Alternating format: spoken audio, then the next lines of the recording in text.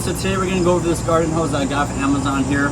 What's really nice, it is the 5/8 inch, so it does, you know, have a lot of circumference, so a lot of water is going to shoot out of it. And it does have the 600 psi too, so it's really going to kick out some water here. What's really nice, it does have the twist hose on the end, so it's not going to kick when you're putting it on. And I'll show you here.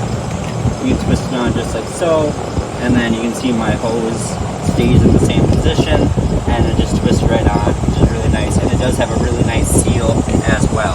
So it's on. It does have this nice little mesh too, where you can hold on to, and once you turn it on, of course it's going to start coming out.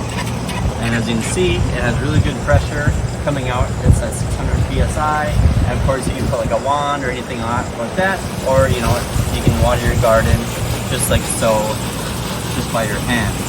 But super flexible, isn't going to kink or anything on you, which is really nice. And you know, it's just going to be a really nice addition, especially, you know, if you only need 10 feet here, I can water the garden. I don't have to have this big, you know, garden hose.